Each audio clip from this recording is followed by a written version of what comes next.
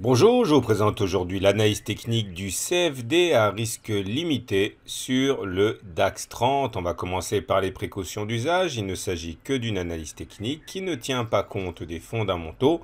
Il faut avoir une opinion basée sur les fondamentaux avant d'acheter ou de vendre quelque chose. L'analyse technique n'est là que pour donner et optimiser les points d'entrée et de sortie optimaux.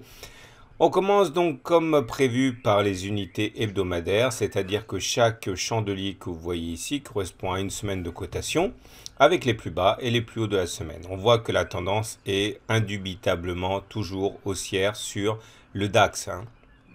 On le voit au fait que les pics sont montants et les creux également sont montants, c'est la première des choses. Et le deuxième critère, celui de la moyenne mobile à 30 semaines, est également sans appel. Tant qu'on sera au-dessus d'une moyenne mobile à 30 semaines qui monte, on sera en tendance haussière.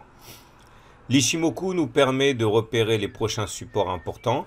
Tout d'abord, n'importe laquelle de ces courbes peut jouer un rôle de support à partir du moment où elle est en dessous des cours. Et regardez, la Tenkan ici est sans doute le premier support à 12 400. Regardez comme la Tenkan a bien joué son rôle de support tout au long de cette progression. Et en deuxième rideau, nous avons la Kijun à 11 640 qui également est susceptible de jouer un rôle de support fort. Lors de la dernière grosse attaque à laquelle on a assisté ici, c'est bien sur la Kijun que l'on a rebondi. Donc tendance haussière avec des supports présents sur ce graphe Ishimoku.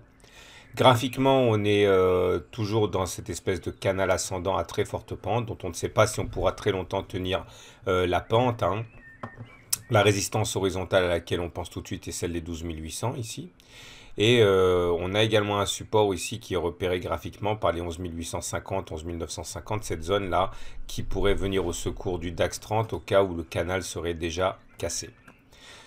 Les indicateurs techniques montrent que ce sont les haussiers qui sont aux commandes avec un MACD qui est toujours au-dessus de son signal, un RSI qui est au-dessus de 50 et un momentum qui est au-dessus de 0. Néanmoins, première alerte, il faut se méfier car on a des divergences baissières, notamment sur le momentum. Vous voyez, les cours ont fait un plus haut, mais sur le même laps de temps, le momentum n'a pas fait de plus haut. Ça, c'est quelque chose qui doit quand même inciter à la prudence. Ce n'est pas une raison suffisante pour spéculer à la baisse, mais c'est une raison suffisante pour être méfiant par rapport aux séances qui vont suivre. On va descendre d'une unité de temps, on passe en unité de temps journalière, c'est-à-dire que chaque bougie que vous voyez ici correspond à une journée de cotation. Il y a deux choses à remarquer. La première, c'est que là, l'Ishimoku est également sans appel. La tendance, on le voit bien, est toujours haussière puisqu'on est au-dessus du nuage qui monte. On voit également que la Tenkan, depuis qu'elle a été cassée ici, s'est révélée intratable lors des précédentes attaques haussières. Donc il est clair, je pense que les 12 670 constituent une résistance importante sur le DAX en unité de temps journalière. Et on remarquera également qu'on avait une magnifique fourchette d'Andrews ici, qui fera d'ailleurs l'objet du webinaire de mercredi 31 mai. Et cette fourchette d'Andrews a très bien fonctionné. On voit que la médiane, c'est-à-dire la courbe, la demi-droite du milieu a parfaitement joué son rôle de support ici. La partie haute a également joué son rôle de résistance. On est venu le toucher au point près avant de s'affaisser. Et une fois que l'on a eu cassé cette médiane, comme j'ai dit tout à l'heure, eh bien, on s'est engagé dans une période de consolidation. On retiendra donc que si on casse la fourchette d'Andrews, ce serait quand même de mauvais augure.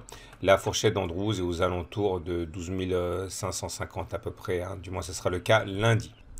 Donc voilà le bilan de cette analyse technique. On retiendra que la tendance hebdomadaire et la tendance journalière sont toutes les deux haussières, que le prochain support c'est la zone des 12 500, c'est-à-dire le bas de la fourchette d'Andrews qu'on a évoqué précédemment, et que la prochaine résistance c'est la zone des 12 670 correspondant à la Tenkan journalière. Voilà.